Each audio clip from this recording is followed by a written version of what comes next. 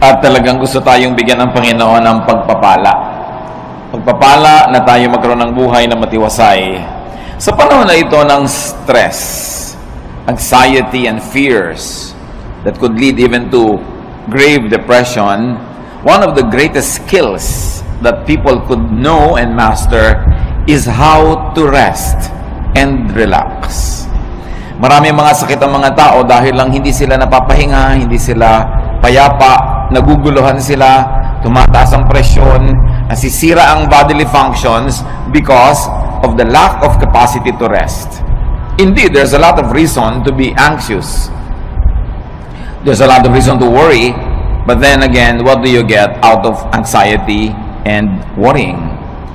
Importante po yan at yan ang pag-aaral natin ngayon bilang mga taong dapat spiritually led and spiritually blessed. How to rest and relax. Dear God, we thank you that you are the God of rest and you want to give us rest. Enable us to understand your will for us, for our bodies, for our minds, and our emotion. At maisama namin, Panginoon, sa tunay na pagsamba yung pagsupil sa aming isip at katawan para matuto kami, Panginoon, na magkaroon ng kapayapaan at katiwasayan. Deal with us, teach us, remind us about these beautiful and wonderful things. Right now, Father, we ask you to forgive us our sins, cleanse us from all our mistakes, from all the wrong things we do, from all the unclean things that contaminate us. Patawarin niyo po kami sa aming mga kasalanan, punuan niyo ang pagkukulang namin, at ngayon, puspusin niyo kami ng inyong Espiritu para matuto kami nitong napakahalagang kakayanan na magkaroon ng kapayapaan at pagpapahinga. Lead us, Father. Kayo po ang siyang mangusap at kayo rin ang siyang magpala sa lahat ng mga nasa daan papatungo rito. May your safety, your love, your joy be upon us. In the name of Jesus, your Son, our rest, our shelter, our friend, we pray with thanksgiving. Amen. How to rest and relax. Sa mga relihiyosong tao, kuminsan akala nila kasalanan yung magpahinga. Kasalanan yung mag-relax. At parang iniisip nila ang spirituality ay puro na lang pagtitiis, pagdurusa, at mga pagsasakripisyo. But life could be a gift to enjoy or a problem to solve. At kailangan sa simula pa lang, maaga pa lang, nililinaw na natin. Ang buhay ba na bigay ng Diyos ay itatrato natin na isang regalo na dapat nating ipagpasalamat at lasapin, o ito isang problemang dapat lutasin. With that kind of mentality, you will already be standing on one side of the fence if you were going to be restful or anxious in life. John 16:33, Jesus says, I have told you this so that you might have peace in your hearts because of me. While you are in the world, you will have to suffer. But cheer up, I have defeated the world. Napaka-relevant po sa buhay natin, mga kapatid, itong mga verses na ito. Kasi namin ng Panginoon, sinasabi ko sa inyo na dahil sa akin, pwede kayong magkaroon ng kapayapaan. Totoo, habang nandito kayo sa mundo, marami kayong lalasapin, haharapin, kakabakahin, problema. Pero, huwag kayong mawala ng pag-asa. Pasiglahin nyo ang inyong mga kalooban dahil napagtagumpayan ko na ang sanlibutan. Kuminsan, nagkakaroon tayo ng feeling na defeated because we think we are the ones fighting. But the Lord is our champion. Nabuhay siya at namatay para sa atin. Ang lahat ng tagumpay ng Panginoon ay tagumpay natin. At siya'y walang kabiguan. Maging ang kamatayan na hindi nagtagumpay na siya'y hawakan ng matagal at siya'y nabuhay na muli, isang pangako na ang lahat ng sumasa kanya ay mabubuhay ding muli. Kasi sabi niya, alam nyo, kaya lumalaki ang problema nyo, pinapalaki nyo. Kaya bumibigat ang kalooban nyo, pinapabigat nyo. Totoo, kung magiging makasanlibutan lang kayo at mag-iisip lang kayo bilang mga karaniwang tao, talagang marami kayong dapat ikatakot at hindi kayo papapahinga. Pero bakit nyo gagawin yung matakot? Samantalang napagtagumpayan ko na ang lahat. That in Christ we have our victory. That even in our personal performance, we might fail every now and then, but it is not our performance that counts, but the performance of the Lord. Hindi yung kulang sa atin ang binibilang, kundi yung kapupunan na ibinibigay ni Jesus. Hindi yung ating karumihan, kundi yung paglilinis ng kanyang dugo. Hindi yung ating mga kamalian, kundi yung kanyang pagiging tama. Ang siyang ibinibigay at ibinibihis sa atin, kaya marapat lang na atin itong unawain. Life is indeed a gift to be enjoyed and shared. Like love, enjoyment and happiness is like a handful of sand. Yun pong buhangin, pag hinawakan nyo lang ng nakarelax ang kamay nyo, andyan lang. Pero subukan yung sobrang diinan ng hawak, sikipan, dumudulas sa pagitan ng mga daliri natin yung buhangin at natatapong lahat. When you hold too tightly, sand slips through your fingers. And happiness is like that. Enjoyment, like love, is like that. Pag sobrang mong hinigpitan, nawawala. Dapat relax ka lang.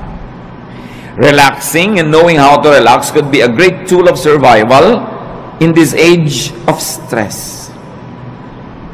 Marami talagang stress ngayon. Pati nga inumin mong tubig, binabayaran na, binibili, nung araw naman hindi. Maraming gastos ngayon na dati hindi naman gastos. Yung load, ang laki-laki ng pera mong napupunta sa load, dati naman hindi ginagastahan yan eh. Marami talaga. Pero marami ring blessing na available. Kita nyo naman, nagsusurvive ang lahat. Life is even better. So how to rest and relax, or how to live really, is our topic. And how do you do that? Do not hurt yourself. Marami pong mga tao nasasaktan, kaya lang hindi nila alam sila ang nananakit sa sarili nila. Kaya kailangan matanggal yung takip ng ating mata at mabunyag yung katotohanan na madalas tayo ang may likha ng mga nananakit sa ating sarili. You've got to identify and define your self-inflicted pains. Parang yung nagpepenitensya, siya ang nag-aapanghampas sa sarili niya. Siya ang nagsusugat at nagsasakit sa sarili niya. Marami mga tao ganun ang ginagawa nila sa buhay. Although, hindi kasi tayo laging conscious. Ano-ano po ang mga self-inflicted pains? Kasi kung meron kang tatanungin, gusto mo bang saktan ang sarili mo? Ang sagot natin, siyempre hindi. Ba't ko sasaktan ang sarili ko? Gusto mo bang lagyan ng asido ang loob ng puso mo? Ba't ko lalagyan? Puso ko yun. Gusto mo bang pahirapan ang sarili mo? Of course, I will not do that. But the truth is, many of us do it. Ano po yung mga pahirap na tayo rin ang may likha? Jealousy, covetousness, and greed. They hurt. Napakalaki ng sugat, hirap, pasanin na ibinibigay sa atin kung tayo ay nagsiselos, naghahangad ng hindi atin, naiinggit, o nagiging sakim. Oras na meron kayong kinakainggitan, pinagseselosan, hinahangad na hindi naman ninyo, pinapahirap nyo inyong loob. Yung merong mana ang kapatid mo, gusto mo maging sayo rin. Yung merong magandang damit ang iyong kapwa, imbes na matuwa ka at maganda yung nakikita mo, maiinggit ka pa. Yung hindi na sayo, pinipilit mo pang maging sayo, gagawa ka ng mga tricks, gagawa ka ng mga kasinungalingan, para maging sa'yo yon. Ang hirap mag-maintain ng kasinungalingan. Ang hirap gumawa ng mga tricks. Ang hirap maging parang gagamba na gumagawa ka ng sapot para yung dumadaang mga lamok biglang mahuli at kakainin mo na siya. But if you are greedy in life, if you're ruled by greed, you will never relax. Because you're forever inventing schemes. Gagawa ka ng mga paraan kung paano maging iyo ang hindi iyo. Kung paano aagawan yung mga tunay na mga may-ari. Kung paano sisiraan yung ating mga kinakainggitan, self-inflicted pain yan. At gaano karami sa inyong high blood pressure, gaano karami sa mga cancer ng katawan natin na nagmula sa sobrang pahirap natin dahil pinapahirapan natin ang sarili. Dapat tulog ka na, hindi ka patulog. Dapat payapa ka, hindi ka payapa. Dapat nag-e-enjoy ka, naiinis ka, naiinggit. You harm your body. At pagpatuloy natin ginagawa yon, yung mga maliliit na mga laso na yun na iniipon natin sa ating katawan, nagiging sakit. Ang tatamaan yung mga pinakamahinang parts of your body, so doon magmamanifest yung mga sakit. Pero ang totoo nyo, nagsisimula sa isip mo yan. Nagsisimula sa iyong espiritu. Kaya sinasabi nga, mind over matter. Halimbawa yung mga taong sobrang magsikap, talagang nagpapakamatay, nagkakandara pa para laging panalo, para laging mas maganda ang gawa niya, mas mataas ang score niya, kahanga-hanga ang kanyang performance? Gaano karami doon ang dahil lang sa inggit? Sabi sa Ecclesiastes 4:4, "Then I realized that we work and do wonderful things just because we are jealous of others. This makes no more sense than chasing the wind." Si Solomon nagsasabi na pagtanto ko na ang dami nating ginagawang kadakilaan, ginagawa lang natin dahil inggit tayo sa iba. At gusto nating maging mas dakila tayo. Halimbawa, although hindi ko naman talaga alam ang intensyon ng mga gumawa nung malaking pinakamataas na building sa Dubai. Ang taas ng building para lang masabing nasa kanila yung highest building in the world. But what is the context of a tall building, for instance in Manhattan, in New York? Kasi wala nang space, itataas ba na itataas yung building mo? Kasi wala nang space. Pero sa Dubai, na ang lapad-lapad ng disyerto, na kahit ihiga mo yung building, ang haba-haba, everything is first floor, ang ginhawa sa lahat, pwede dahil may space, ba't mo tataasan para ka lang maging tallest building in the world? O ano nangyari sa kalagitnaan ng proyekto, bumagsak ang ekonomiya. So ngayon, kinailangan iligtas sila nung kabilang state para matuloy yung project, napalitan yung pangalan. So, ano pa ang mga pinagagagawa natin? Halimbawa, mga estudyante, bakit marami sa mga magulang tinutulak ang anak na tumaas ang grade? Dahil gusto ba nating tumalino siya? O dahil gusto lang nating matalo niya yung isang kakompetensya sa grade? Bakit kailangan ang laki-laki ng TV mo? Ang liit ng bahay, lampas na yung TV sa dingding, nakikita na ng kapitbahay yung gilid. Bakit kailangan? Kasi malaki yung TV ni kumare. Bakit kailangan mas malaki ang hikaw mo? Dahil ba talagang yung tenga mo kailangan niyang paglambitin ng mga mabibigat na hikaw? O mayroon kang kakompetensya. Bakit kailangan mas maliit ang baywang mo? Marami tayong ginagawa mga kapatid, pahirap sa sarili just because we're competing with other people. So sabi ni Solomon, vanity. Meaningless. Isang pagpapahirap sa sarili na hindi kailangan. Isa pa bang pagpapahirap natin, fatigue. Fatigue hurts. Too much work is painful. Ang dami mga tao sobrang magtrabaho tapos ang konti lang naman ang nabe-benefit nila doon sa tinatrabaho nila. At the end of the day, sila yung lugi. Sinong nakinabang? Ang mga kamag-anak nilang batugan. Mga kamag-anak nilang tamad, hindi nag-iisip, saan kaya ako kukuha ng ganitong gagastusin, ano kaya ang gagawin ko, pero at the end of the day, nagkakaroon din dahil kahit nagger ka, kahit nagagalit ka, bibigyan mo rin. So, ikaw si lugi. Kaya lugi sa buhay yung mga OC, yung mga obsessive-compulsive, linis ka ng linis, as iba dumi ng dumi. Hindi ko alam hanggang ngayon, hindi pa po ako decided kung tatawagin kong blessing yung mga taong walang pake. Yung may baha, walang pake. Tulog. Yung bukas may gastusan, walang pake.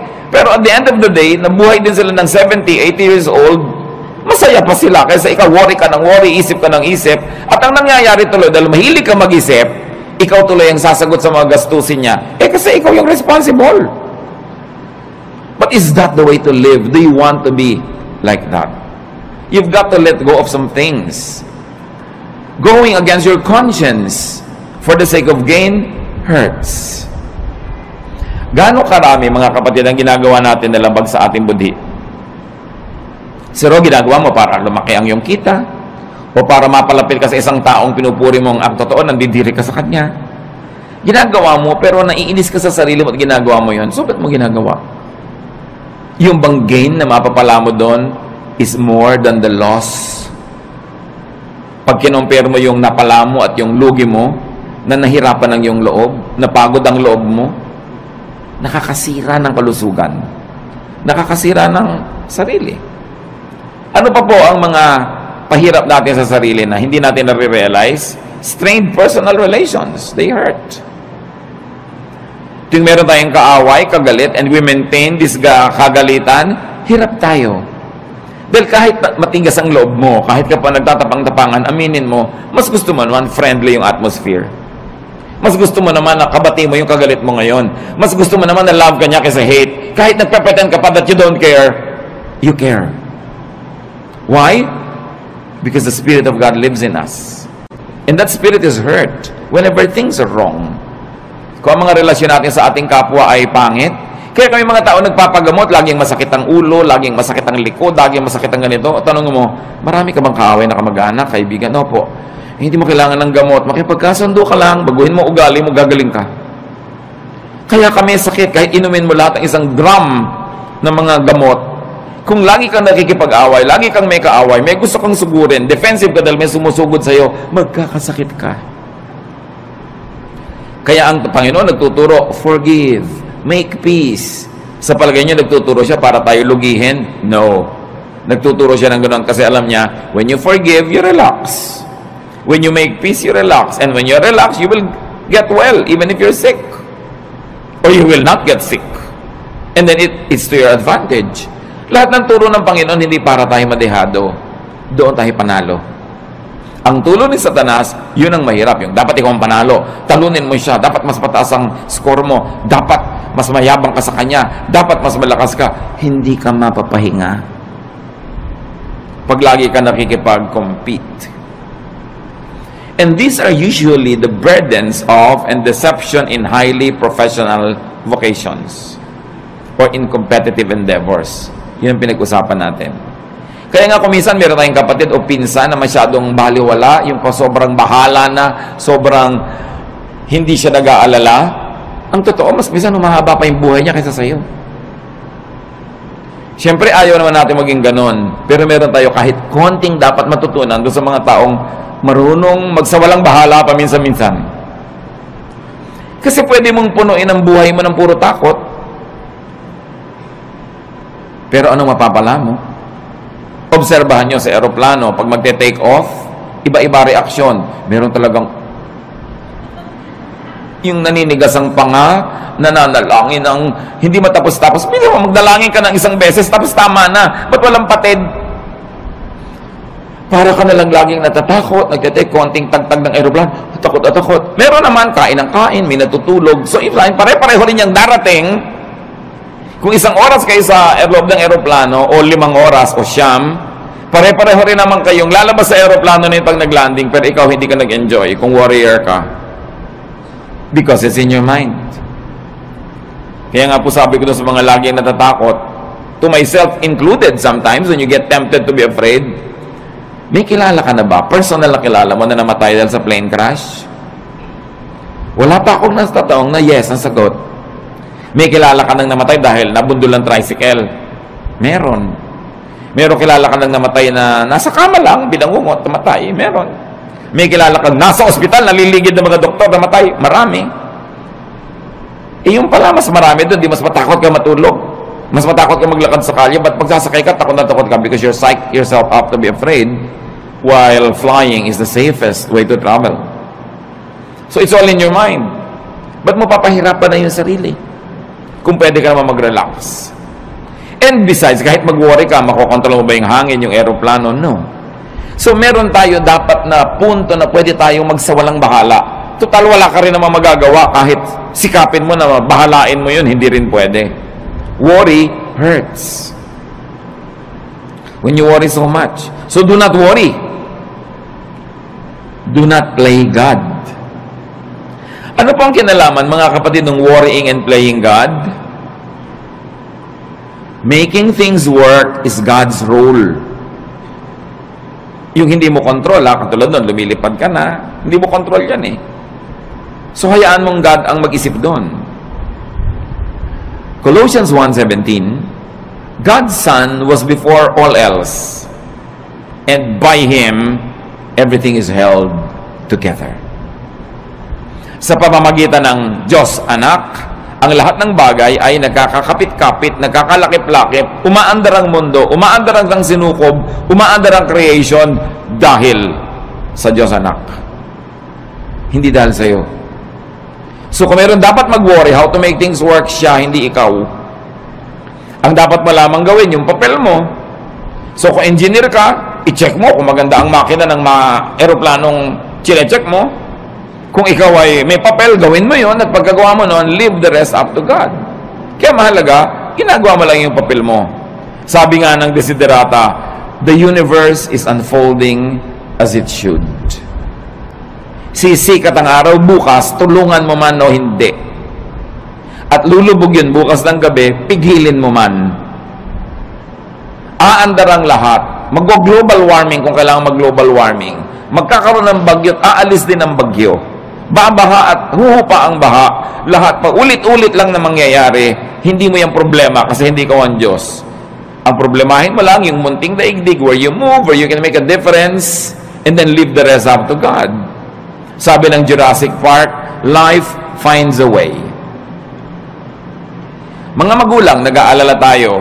Naku, yung anak ko aaten ng picnic, baka mahulog. Mangangunyapit yun. At pag nahulog na yun, aahon uli yun kung saan man siya nahulog. Baka siya malunod, lalago yung pilit. No? Gagawa siya ng paraan. Because life finds a way. Minsan ang takot ng mga magulang, mamatay siya ng hindi pa matatanda yung mga bata dahil hindi maaalagaan. Aalagaan din nila ang sarili nila. Kahit hindi mo alagaan yung mga batang yan, nakadikta sa kanilang kalikasan, aalagaan nila ang sarili nila. Pag may nahipo silang mainit na plancha, siyempre kahit hindi mo sabihin, tatanggalin nila yung kamay nila. Nakasulat sa atin yun. We were wired to survive, to reproduce, and to live the cycles of life that are assigned to us. So hindi natin dapat masyadong inaalala yan. Nakatakda yan. Huwag mo alalahanin ang shape ng bulkang mayon. Magiging perfect pa kaya yan ng matagal? Paano kung sumabog? May mga nagagano, nagwo-worry. Anong gagawin mo? Tingnan mo na lang siya. Kung hindi na siya perfect, tabi-tabingi, find another beauty in it. But enjoy it while it lasts. Maybe you have a provider complex, or a protector complex, or a teacher complex, but do it only up to a point. Do not overdo being a provider. Because even if you don't provide for your loved ones, they will find a way to continue living. Even if you don't protect them all the time, God designed them to protect themselves. You don't always have to be the teacher. You don't always have to be the moralizer, the one who says the right thing, because they will also hear it from other sources, aside from they will hear it from their conscience. So, don't play God, that's what I mean. Iinom ka ng gamot, inumin mo, manalangin ka, and let it work. Huwag mong alalahanin. Huwag mong buksan yung mga benda ng sugat mo para tingnan mo kung naghihilom na yung sugat mo. Dahil lalo na namang mabubulat-lat, dudugo lang. Let it heal by itself. Just do your part. It's important because when you over-worry, you get too tired and fatigue hurts. Pag pagod ang tao, bumababa ang immune system. Madali kang magkasipon, madali kang magkaroon ng mga sakit pag pagod ka kasi bumababa yung panglaban ng katawan mo sa mga invaders. Kaya dapat nagpapahinga. Observe design and load limits. You have to rest. Sa mga may mga bayani complex, rest. More work sometimes means more income, but often it means less happiness.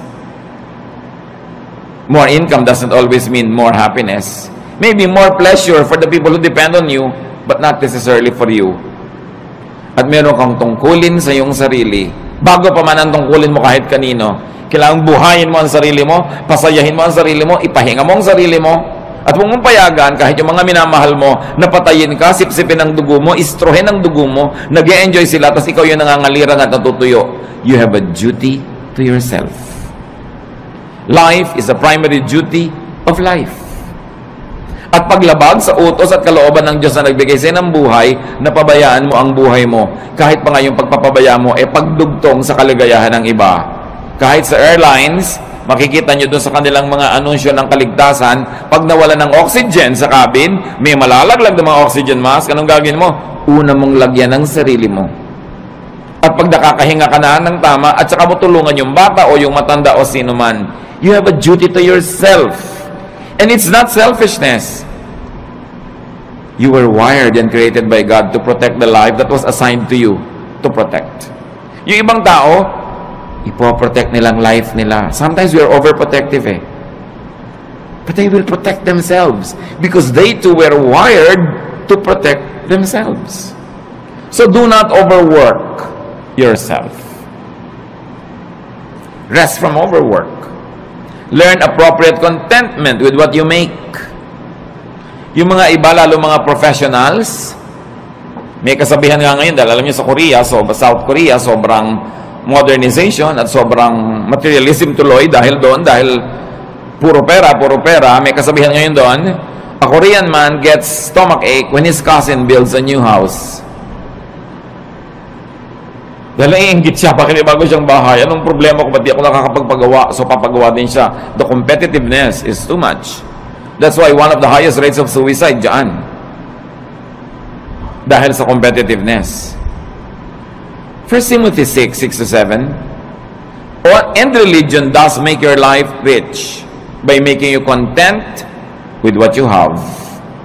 We didn't bring anything into this world, and we don't take anything with us when we leave. Sabi dapat kontento ka kung anong meron ka. Hindi sinabi na kung ano na lang nandyan pwede na. Kasi itinuro, 6 days you shall work, and on the 7th you will rest. So it follows that you will really achieve, that you will acquire, that you will amass, and you will have. But the point is, be contented with what you naturally have. So kung ito pa lang yung kinikita mo ngayon, ginagawa mo naman yung best mo, huwag mo i-compare sa kita ng iba, to the point that you will kill yourself trying to beat that other person and trying to make more. Kaya nga sa mga highly professionalized fields, totoo yan, ang daming may ulcer, ang daming may insomnia. So they squander their youth trying to make money, and when they are old, they use all their money to become healthy again. So mahalaga, iniingatan mo yung katawan mo na may limit ang pwede kong gawin. Hindi ako pwedeng lagi nagpapakabayani. Hindi ko laging sosolve ang problema ng daigdig. I will have a healthy level of self-preservation. Do not strain yourself to make now what you should still make tomorrow. Yung kikitain mo pa bukas, huwag mo nang kitain ngayon. Magpahinga ka naman. At sabi ni Solomon, the more money you make, the more people come to spend it. And don't you find it true? Nung maliit ang kita nyo, hindi kayo pinapansin ng mga tao, so yung maliit na kita nyo, kasya sa inyo. Nung lumaki-laki, biglang naalala na ngayon ng nanay mo na malaki yung kita mo, naalala ng kapatid mo, naalala ng pinsan mo, heto na ngayon nakadaing sa'yo, nakahingi. Lumaki pa lalo ang kita mo, pati mga pinsan mo ngayon nagdadatingan na para makihalo at makikuha sa mga kinikita mo. So ikaw ang mag-isang nahihirapan, nagdurusa, yung iba ibinebenta ang kaluluwa, ginagasgas ang muka, sinasaktan ang sarili para kumita, tapos ang daming humuhut-hut. Do you like that? Pag marami kang kinikita, maraming makikiparte. Dadaming kamag-anak mo, maraming tutuntun sa'yo. Hindi naman masama maging matulungin tayo, but making more money at the expense of your health and peace does not always benefit you. Probably it benefits other people. And this is not what you want to happen in your life. Do not strain yourself. Natural lang dapat. At sabi ng Panginoong Jesus, let the day's own trouble be sufficient for the day. Tomorrow will be another day, another problem with a solution. Do not try to solve the problems of tomorrow with today's solution, because today's solution is only for today's problem. Parang yun ding pera mo, for today lang yun, so spend it. Paano bukas? Tomorrow you will earn again, and you will spend for tomorrow.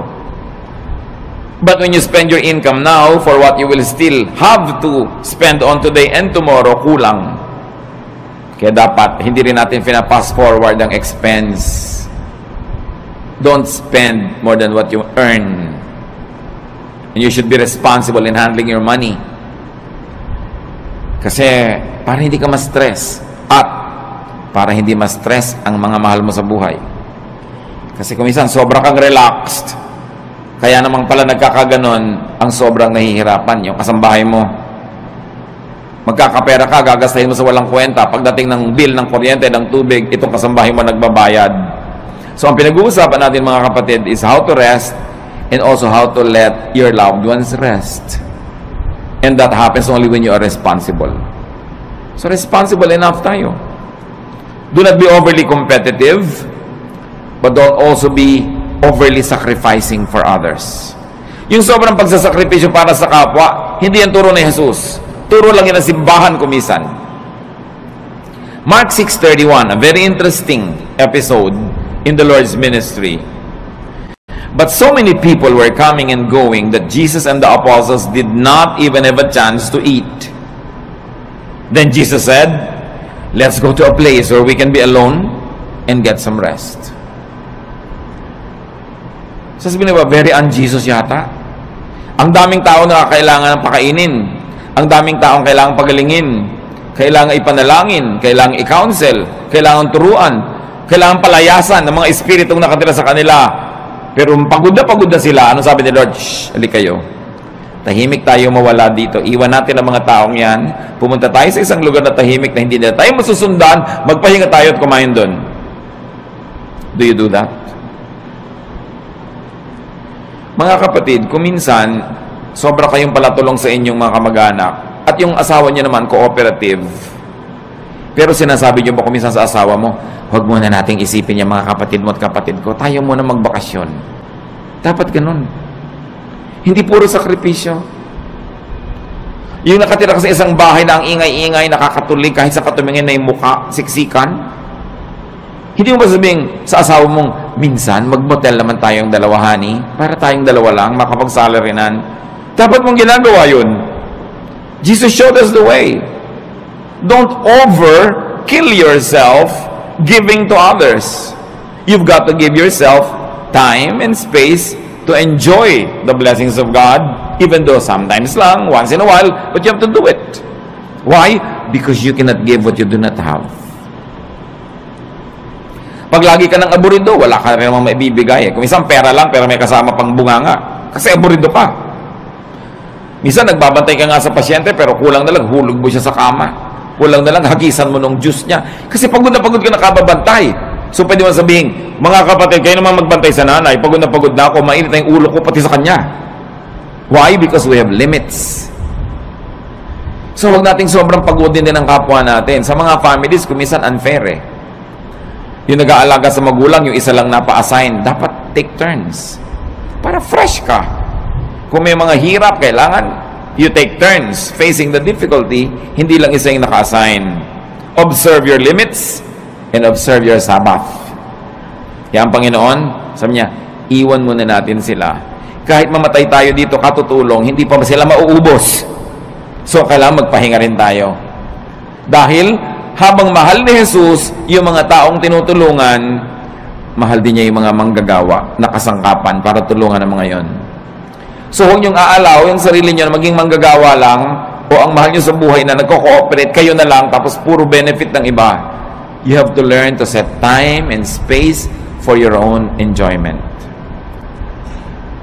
Every day, every week, every month is long enough for you to have that private, pleasurable moment. We all need that to keep our sanity. Para hindi ka mabaliw.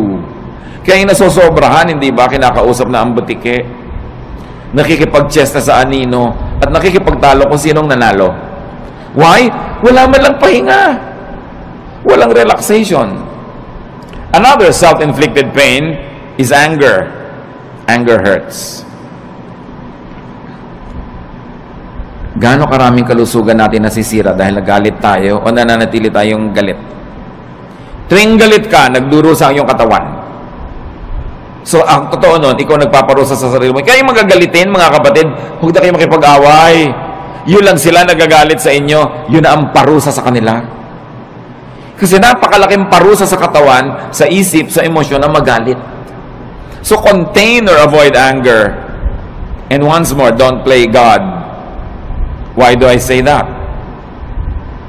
Because anger is the prerogative of the perfect. Dapat yung perfect lang nagagalit. Yung author ng perfect moral law, pag na-break yun, dapat siya magalit. Siya yung author eh, siya yung Diyos. Yung author ng natural law, siya dapat magalit when it's broken. Pero tayo, hindi naman author eh. Nakikibasa lang tayo. You are not perfect. You are not the author of morality or life. You are just a fellow creature, a fellow beneficiary and traveler, a fellow seeker, in fact, a fellow sinner. Kaya wala kang karapatang magalit. Isipin niyo mga kapatid, ano mga kinakagalit nyo? Kayo ba, Diyos? Ano mga kinakagalit natin? Perfect ba tayo? So may imperfection yung tao, pero perfect ka ba? Besides, you were not designed to be angry. Nung nilikha tayo ng Diyos, hindi niya tayo dinesign na magalit. Kaya pag nagagalit tayo, we go out of the design, we destroy the intentions of the manufacturer, and at the end of the day, we destroy ourselves. Hindi bagay sa atin magalit, hindi tayo dapat nagagalit. Your bodily system goes awry when you get angry. Nagkakasira-sira, nagkakawasak-wasak ang nervous system, electrical and chemical balances of your body naiiba pag nagagalit ka. Kaya mga ibang nagagalit, they become, sabi nila, temporarily insane. Nakakapatay. Traffic altercation, nakakabaril ka ng kapwa, tapos makukulong ka forever. Dahil lang nagalit ka. That's why galit should be controlled. And your bodily system, including your soul, gets damaged when you stay angry. So, dapat hindi magalit, at tapos kung nagalit na, dapat hindi tagalan. Kaya ang sabi sa Bible, do not go to bed while you're still angry. Do not let the sun go down on your anger, which means, huwag mong patagalin yan. Pero yung merong nagdaramdam sa inyo, 7 taon na, gusto nyo bang tumapak kayo sa tamtax at huwag nyo alisin sa talampakan nyo ng 7 taon? Ito yung naglalakad kayo, kumikirot, lumabaon, nagnanana. Higit pa ron pag meron kayong galit na kinikimkim sa puso. Dahil hindi lang talampakan na naapektuhan. Naapektuhan ang inyong puso, ang inyong isip, ang inyong emosyon, relasyon sa kapwa, relasyon sa Diyos, kalusugan. It is foolish to remain angry. So, don't remain angry dahil kayo banal. Pero kung hindi kayo banal, at least be intelligent. Still don't be angry. Because it's not good for you. Huwag kayong magkimkim ng mga sama ng loob. Ibulalas nyo kung kailangan ibulalas, o ipatawad nyo na lang, pero huwag nyong kimkimin. Huwag nyong kimkimin. Nararanasan nyo na ba na mapapadighay kayo, hindi nyo maidighay-dighay? Di ba? Ang hirap kimkimin. Subukan nyo magkimkim ng sinok. Ang hirap. At yung mga kinikimkim pa natin, mga kung ano-ano mga sama ng loob, may LBM kayo, kinikimkim nyo, ayaw nyo ilabas, ano mangyayari sa inyo? Di ba? Alam nyo mangyayari sa inyo? Masahol pa ron ang galit. But Satan is so deceptive that we don't realize that simple anger is destroying us. Pag nakita mo yung tao, tumataas ang presyon mo. Pag naalala mo siya, nawawalan ka ng ganang kumain. Baka maging violente ka pa. Lugi ka. So rest and relax. Rest your body, your senses with pleasure and beauty. Kaya kailangan natin ng kagandahan. Kailangan natin ng kasiyahan. Observe the human body. It's really a fun machine. Pag tinignan mo ang bawat bahagi ng iyong katawan, it's a fun machine. It was designed for sensual experience, which religion demonizes, but the law of nature is the purest law of God. So ginawa ka niya ang body mo ng mga kiliti, may mga saya. Bakit pagka iinom ka, meron pang masarap na temperature? Pagkakakain ka, may masarap na lasa. May tamang alat, tamang asin. Bakit pag may tinitingnan ka, dapat maganda yung shape, tama yung kulay. Pag may pinapakinggan ka, hindi noise, dapat music. Bakit nilagyan tayo ng Panginoon ng iba't ibang senses for us to enjoy those senses? So, you relax your body with beauty. Nililinis mo ang bahay mo para maganda, mabango. Nililinis mo ang kapaligiran, inaayos mo. It's great therapy. Please your eyes, your ears, your palate, your face, your nose, your skin, your body is not ungodly. Why? Because our spirit lives in this body. So ang gusto ng Panginoon, spirito ka na lang, di dapat sa makabilang buhay ka na. Tanggalin na yung spirito sa katawan, pero inaalagaan natin yung katawan. Akala ng iba, pag relihiyoso ka, ini-ignore mo yung katawan mo. Taking care of your body is one of the highest forms of spirituality. Because your body is a gift from God. It is even called temple of the Holy Spirit. Do you want the temple to be ugly? Do you want it to be disorderly? That's not what you want for your temple. Psalm 139:14, and I praise you because of the wonderful way you created me. Everything you do is marvelous. Of this I have no doubt. People will be people. Humans will be humans. And it's not wrong to be human because we were created to be so. Do not pit spirituality against sensuality. Ang tunay na spiritualidad ay hindi puro pagdidinti at pagdidenay ng senses mo. Inilagay yan for your enjoyment. It is a gift. And in fact, the senses are also doorways to the spirit. Marami mga sensual experiences nagiging pinto para pumasok ka sa spiritual world. Halimbawa, ang ganda-ganda ng worship singing. Di ba natidinig yun ang tenga?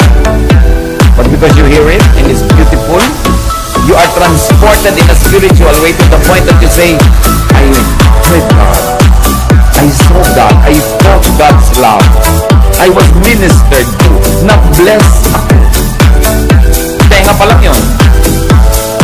Kaya napakalaking krimen sa mga musicians sa church na hindi nagpa-practice. Kasi, paano mo itatransport yung mga tao to a spiritual level kung tulog mo pa lang nayayamot sila dahil mali? So, imbes ikaw makalimot sa sarili at madala ka sa spiritual level, hindi ka makalimot-limot dahil kitang-kita mo, dinig na dinig mo yung mali. Nagiging critical ka patuloy, nagiging palapintas, nagkasala ka pa. Pero kung maganda talaga yung music, there was a long stretch in my spiritual life na ang talaga nagdala lang sa akin, mga kapatid, kanta ng choir. Umaattend ako ng church na yun ng kung ilang taon, nung isang attendee ako. Bihira naman ako talaga mabless sa message. Boring talaga.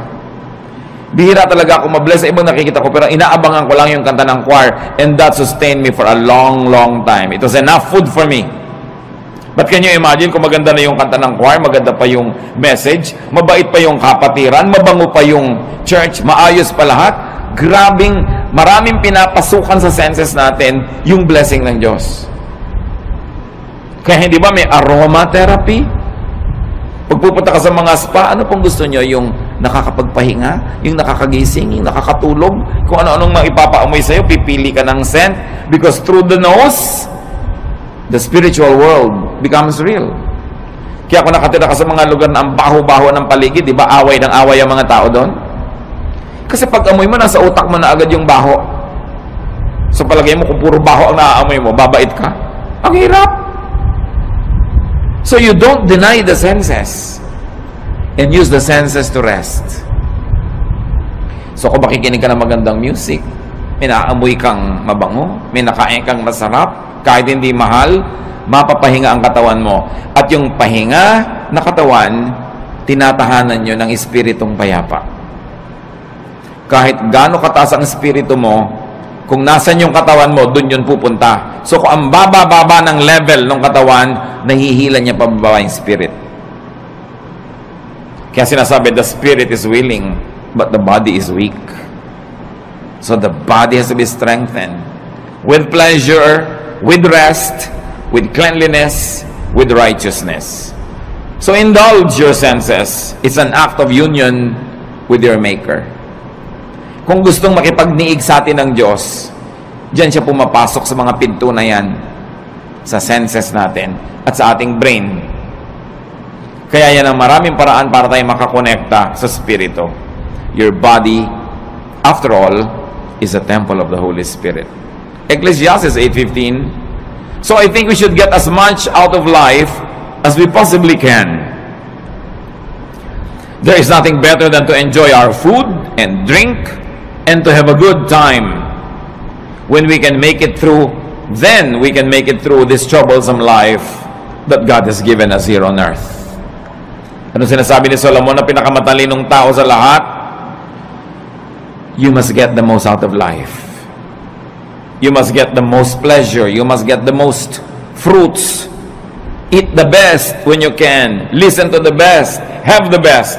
Sabi niya, there is nothing better than to enjoy good food, a good drink, a good time. Why? Because life has a lot of troubles. It had a lot of troubles, it's having a lot of troubles, and it will present a lot of troubles.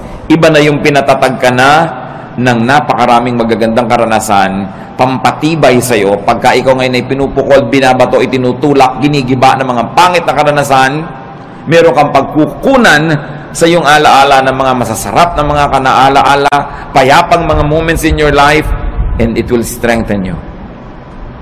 Kayo mga bata na pinalaki sa kalupitan, sa palo, sa walang pag-ibig, usually buong life halos disoriented sila.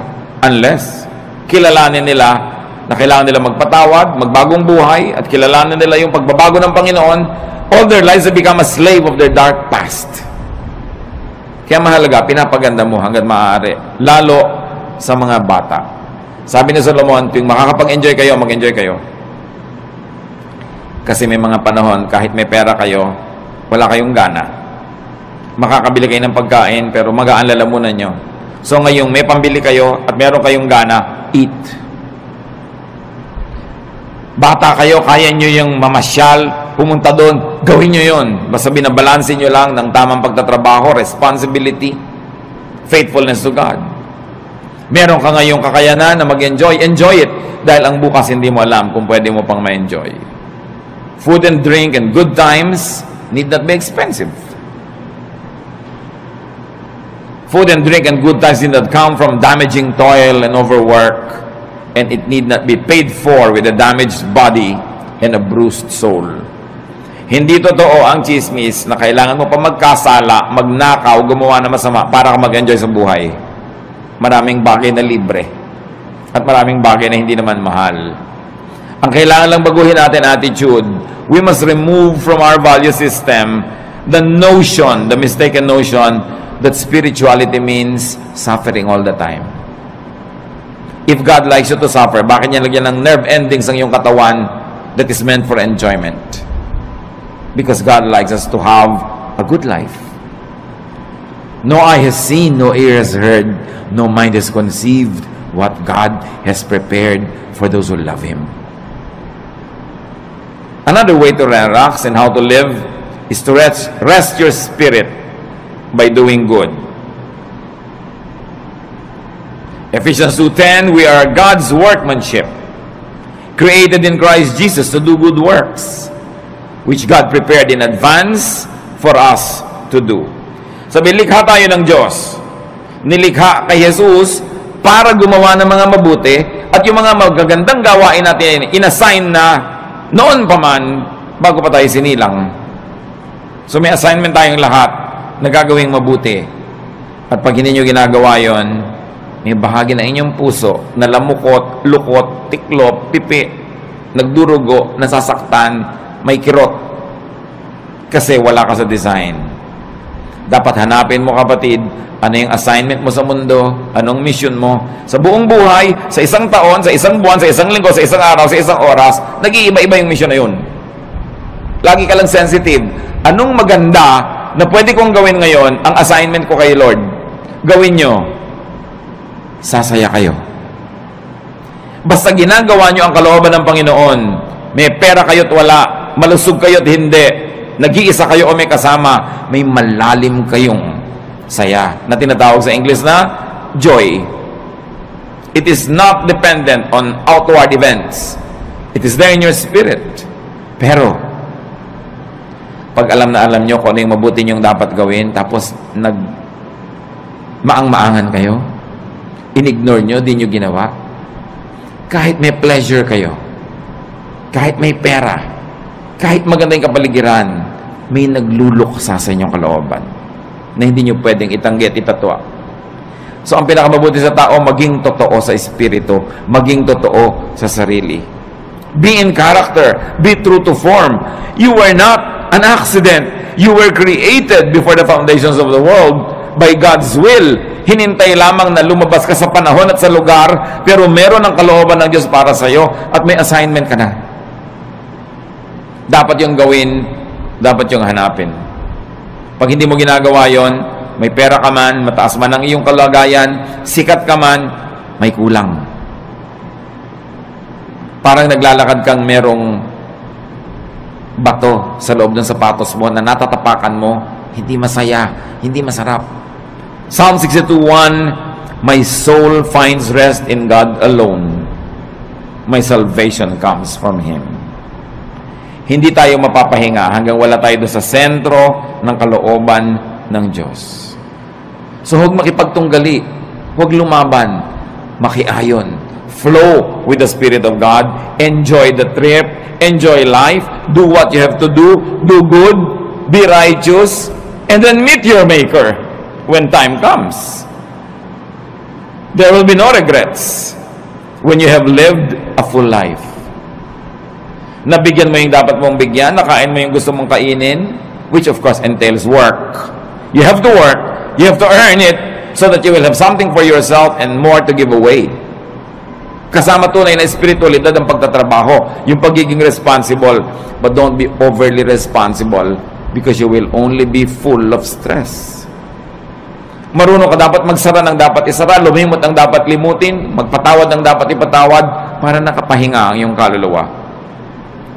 Pero mahalaga, punuin ang buhay ng mabubuting gawa. Revelation 20:12, I also saw all the dead people standing in front of that throne. Every one of them was there, no matter who they had once been. The book of life was opened. The dead were judged by what those books said they had done. So lahat ng ginawa natin, ginagawa, gagawin pa, nakalista, at magiging basihan ng final judgment.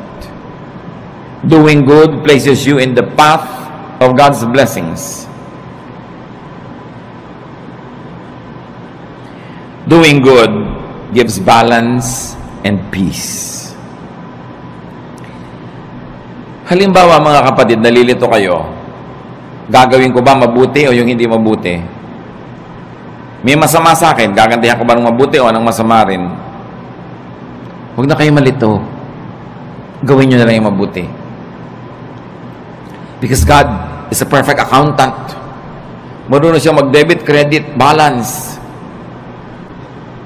Halimbawa, meron kang ginawa ng mabuti na hindi mo naman dapat gawan, sumobra. Sa palagay nyo, hindi ibabalik sa ni Lord yung sobra. Pero meron kayong dapat gawa ng mabuti, pero kulang ang ginawa nyo. Sa palagay nyo, hindi kayo sisingilin. Kumuha ka na lang ng tama. Huwag kang mag-alala na sumobra yung tama. Kasi, credit yon. Pwede ngayong itapal sa mga marami mong kulang sa buhay. Kaya sabi, just love. Keep loving people because love covers over a multitude of sins. Maging maibigin ka dahil yung pagiging maibigin nagiging pantakip sa maraming kakulangan sa buhay. At pag pinag-aralan nyo yung word na pwede mong itanong, sino yung natatakpan ng pag-ibig? Yung iniibig o yung umiibig? Pareho. Pag tinignan niyo yung Greek word na ginamit doon, pwedeng gamitin both ways.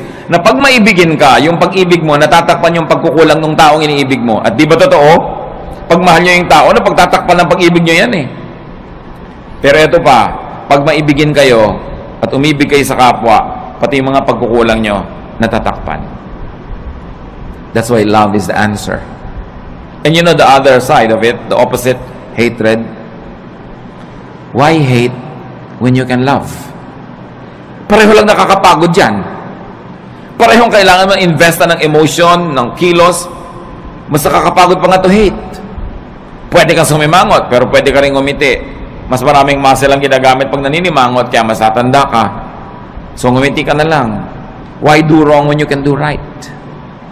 It's not even a choice. It is so obvious that it should not even be a choice. So doing good places you in God's blessings. And doing good is powerfully therapeutic. Naman dumarating yung panahon mga kapatid na naiinip kayo, nalulungkot, nababagabag, na-stress, kaka-nervous breakdown, nagkakaroon ng panic attack. Do good. Therapy yun.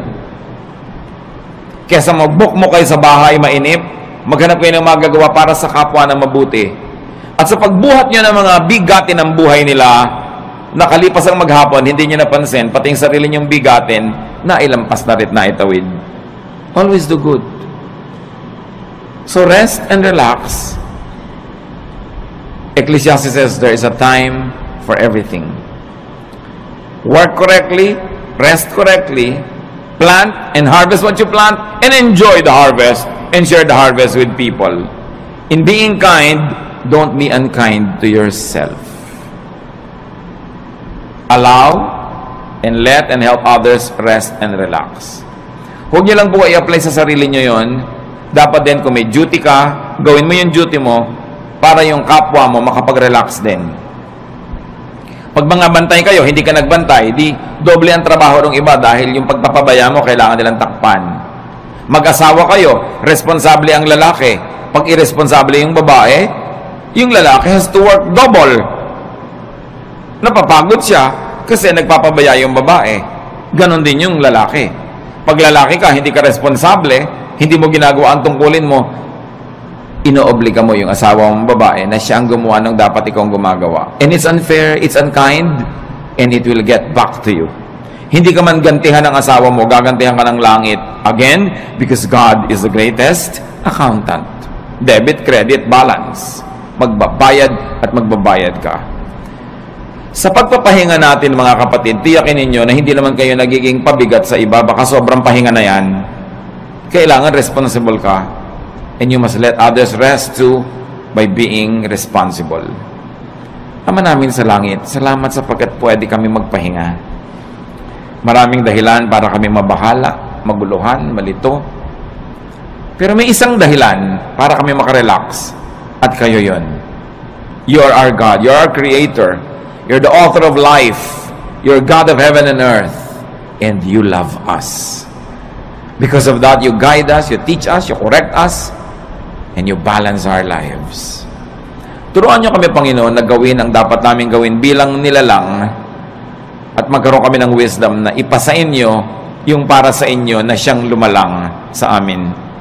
That we should just be responsible humans but not play God.